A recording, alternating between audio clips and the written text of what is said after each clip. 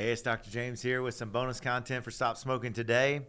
And this video is about how to end nicotine cravings in 3 simple steps. Sounds good? I hope it's a good one. The whole purpose of putting this material here on this YouTube channel is to just so you can find a bunch of different things in one place, to glean things, to learn things, to give you encouragement that you can stop smoking today. In today's brief video, I want to share with you guys 3 simple shifts in mindset that help me overcome nicotine cravings once and for all after battling nicotine substance use disorder for several years in my life.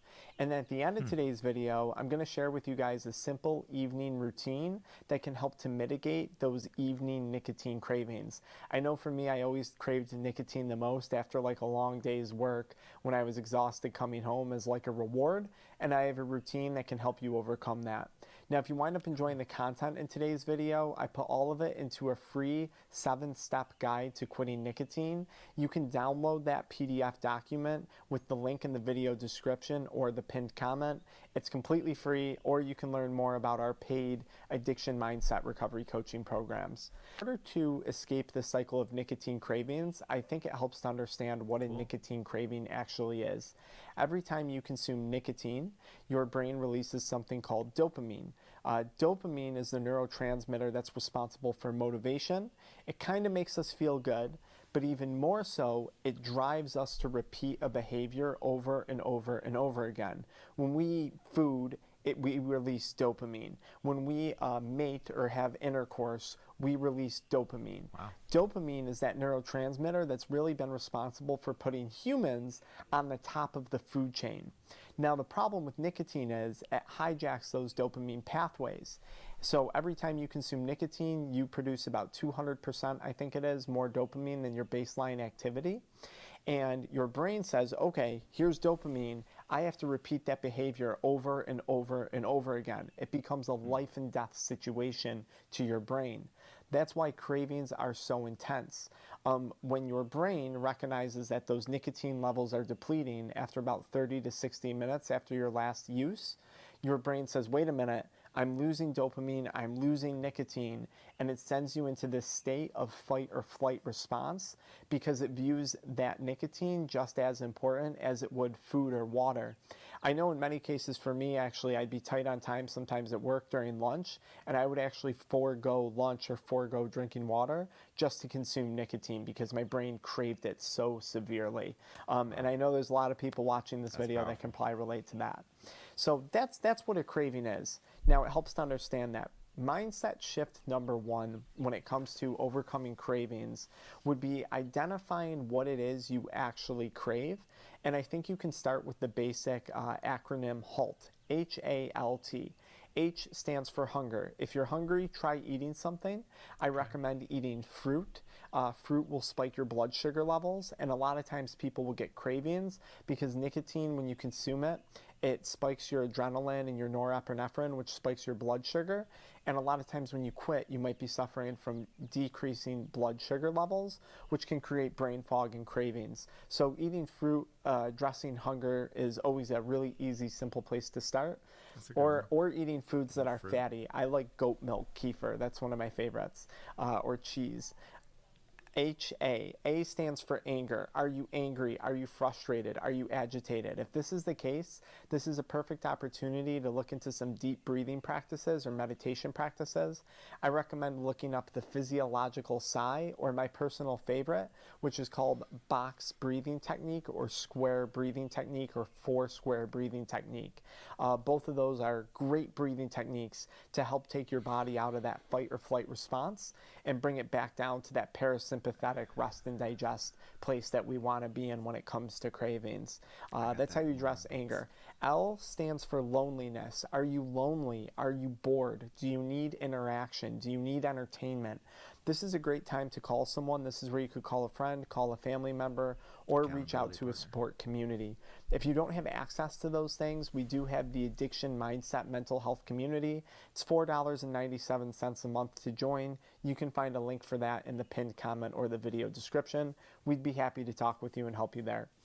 H-A-L and then T. T stands for tired. This is probably the one that would most often impact me. If you are overly tired, your willpower goes down, your dopamine drops, and you are going to crave nicotine. This was a big issue for me, especially working in my professional career as an entrepreneur. I kind of go nonstop, never gave myself that opportunity to rest, and this would lead to a point of burnout and overexhaustion constantly. And I always felt that nicotine was helping me power through that, but it wasn't. It was actually just heightening that fight or flight response, adding to the burnout that I had already been experiencing. So sometimes something as simple as taking a nap or working on your sleep is a great place to start when it comes to mitigating nicotine cravings. And we're going to talk about sleep at the end of this video. I got a little trick for you on that one. Outside of that, I think it also helps to identify what is it that you actually crave. You're quitting nicotine for a reason. You want better physical health. You want better mental health. You want to see the money go into your bank account and not to the vape shop, not to the gas station attendant. What is it that you actually crave? Is it better health? Is it more money? Is it stronger relationships? Is it better focus, better time management? What is it that you actually crave? What is it that you envision seeing yourself accomplish? That's what you have to ask yourself, because once you identify the things that you actually crave in life, I think it becomes very obvious that nicotine is never going to satisfy you from achieving or accomplishing those cravings. It's simply going to continually push you further and further away from accomplishing them. So identify the basics using the HALT acronym, and then ask yourself, what is it that you actually crave? And that's probably rooted in the same reasons why you actually want to quit. So that's mindset shift number one. Mindset shift number two would be dismantling any perceived benefits of nicotine. We all consume nicotine for a reason, right?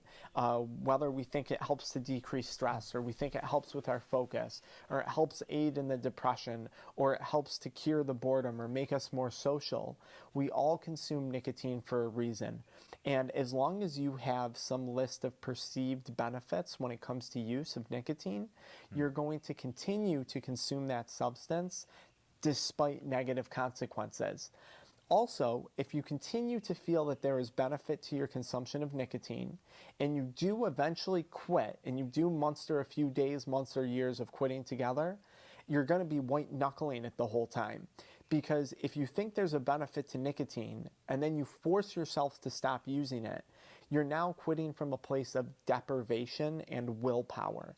And why would I ever quit something to deprive myself of something that I enjoyed? If I truly enjoyed something, even despite negative consequences, I would probably continue doing it. That's just the reality of the type of person I am. But with nicotine, with weed, with alcohol, a lot of the substances that I've given up over my life, I came to the realization that there was no benefit. A lot of people watching this are going to say, no, Dr. Andrew Huberman says it helps with focus. No, it helps with stress relief. Listen, when it comes to nicotine, I was stressed about my health. I was stressed about the money I was spending on it, right? I was stressed that I vaped, that I smoked, that I dipped. That was stressful in and of itself. Continuing to do something that I no longer wanted to be doing was stressful. That's a source of stress. And what do you do when you're stressed? You vape more, you smoke more, you chew more, right? So that's the first thing. The second thing when it comes to the stress, you consume nicotine. Nicotine exits your body in about 30 to 60 minutes. Nicotine withdrawal sets in every 30 to 60 minutes. You start to get cravings. Cravings are very, very stressful. And then you consume nicotine and suddenly you feel stress relief. So you say, it helps me with the stress. The only stress it cured was the stress that it created. The solution to your problem cannot be the thing that caused the problem in the first place. That's really good. So the whole stress thing is kind of BS. Same with focus as well too. Once that drug hijacks that dopamine, the drug becomes the focus. It no longer helps you focus, but it gets to a point where you can't do anything.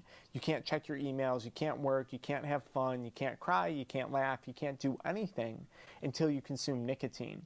And that's where I say it actually dismantles and disrupts focus. Instead of helping with focus, it becomes the focus. And that's where I think a lot of people fall short on understanding exactly how nicotine addiction works. Okay, try and identify what are the perceived benefits that you have when it comes to nicotine, and start to dismantle those benefits and really start to question them, because quitting is going to be a lot easier if you truly believe there's no benefit to it. And be honest with yourself. Don't lie to yourself. Don't sugarcoat it. Why do you enjoy it? Why do you do it? Start to question those things, right? The third shift in mindset would be is stopping all negotiation with cravings, right? When we're addicted to a substance, we have that little addicted voice in our brains, that addicted voice. And that voice is not our voice, right? I wanted to quit because I wanted better health. I wanted more money in my bank account. I had goals that I wanted to pursue. I had a vision of the type of person that I was, and nicotine did not fit into that vision. And identifying that and saying, okay, I'm not willing to negotiate the person that I want to be with addiction, with that addicted voice, was a major step for me in defeating and deflating nicotine cravings. So identify that addicted voice when it speaks to you. Listen to what it's saying. Hey, just one more hit. Hey, just one more time with your friends. Hey, just for your birthday, whatever. Call BS. Say cancel, cancel, cancel, and then immediately change your posture, get up, get moving, move on with your day, move on with your life. A craving is only as powerful as you allow it to be. The more attention, the more negotiation you give it, the more challenge you're going to face when it comes to overcoming that craving. Last tip, when it comes to nighttime, a really simple routine, I still do this a lot these days, is this. You come home, and instead of having, nicotine or whatever, alcohol, either come home and eat a big bowl of fruit or make yourself a hot glass of lemon water.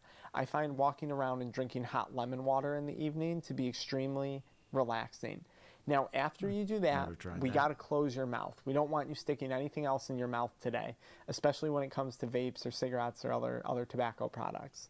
So what I recommend doing is going out and picking up some Crest white strips. You can find a link to them on Amazon in the video description. If you buy them through that link, it helps to support the channel, right? We get a small commission from Amazon. Put on some Crest white strips, leave those on there. Now, not only are you closing your mouth and preventing yourself from vaping, but you're also doing a practice of self-care. You're working on your appearance. You're doing something that promotes self-care, which can help to build confidence. After you take off the Crest white strip, maybe it's time you're getting ready for bed or to watch TV, go on and throw on some mouth tape. If you don't know what mouth tape is, it's a tape specifically designed to go over your mouth to help prevent mouth breathing in the evening hours. Mouth breathing has a whole host of negative side effects for one's health, whether it's dental problems, gastrointestinal problems, sleep apnea problems. So breathing through your nose is what's recommended, especially when it comes to blood flow and stuff. So fruit, hot lemon water, Crest white strips, brush your teeth first or after, whatever the instructions say, throw on mouth tape, and go to bed. This is a great way to keep your mouth shut and to help you overcome that initial hump of evening hour nicotine cravings. Simple, stupid tricks, but I promise you they're quite beneficial. If you guys enjoyed this, be sure to check out the video description or the pinned comment. Again, all I ask is that you download that free 7-step guide to quitting nicotine today. You'll be signed up for my email list, but I promise nothing but emails like this that provide you with value when it comes to quitting. Okay, that was interesting. I hope you find some things that will help you there if you need any of that kind of help. Hey, if all else fails, tape your mouth shut. I kind of like that one. Again, the purpose is to help you overcome this addiction of smoking. And I know you can do it. You can truly do it. I believe in you. I'm praying for you. I know you can stop smoking today.